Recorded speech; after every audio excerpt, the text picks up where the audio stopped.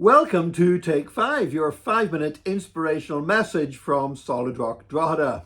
Like most of us, our household, we took time during the lockdowns to watch a bit of Netflix. The video streaming provider had a bumper year. Now, they're not doing so well now because people are out doing things again and not sat watching so much TV. But during the lockdowns, we finally got to watch some of the shows that we'd heard other people going on about how good they are. And one of them that we've been hearing about for years was Breaking Bad. Now, let me just say, Breaking Bad, it's about a drugs dealer, so there is drugs, there's violence, there's cruelty, there's bad language, and if you find those kind of things upsetting, I wouldn't recommend you to watch Breaking Bad.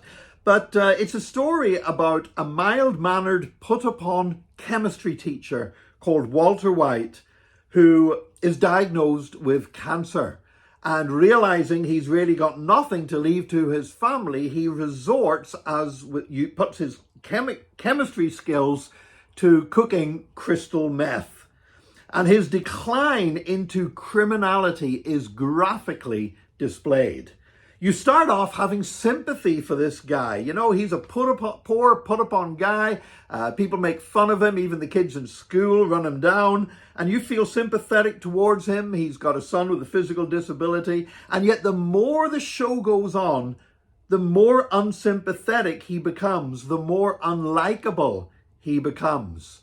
And you start off really rooting for the guy. And by the end of it, you really couldn't care less what happens to him.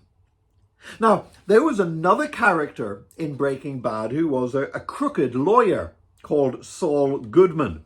And this character was totally unlikable from the get-go. I mean, he was just a real scumbag, to be honest. In fact, when they started a spin-off series called Better Call Saul, all about this chap, I wondered, is it even going to be worth watching it? I have no affinity with this character whatsoever. And yet, the opposite happened to what happened with Walter White in Breaking Bad. As I watched Better Call Saul, began to learn the guy's backstory and where he had come from and why he was and what had made him the way he was, he actually became more sympathetic and likable. I thought it was a really clever twist that the makers of those two shows did, that the guy you thought you were going to like ended up being totally unlikable, and the guy that was totally unlikable you ended up feeling sympathy for, even though he was a real rotten kind of guy. What that tells me is this: very often we don't know people's pasts, neither do we know their future. We see them as they are now.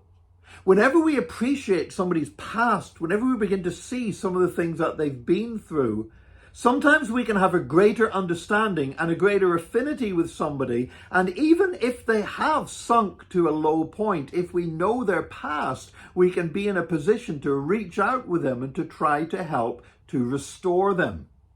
Equally, we need to be aware of what is in somebody's future, because you can have somebody that seems to be a sympathetic character like Walter White in Breaking Bad, and yet his future just gets worse and worse and worse. And we need to be able to convey to people that actually God has a future for them that gets better and better and better. God has a plan for every single one of us, and it's a good plan, and it's a wonderful plan.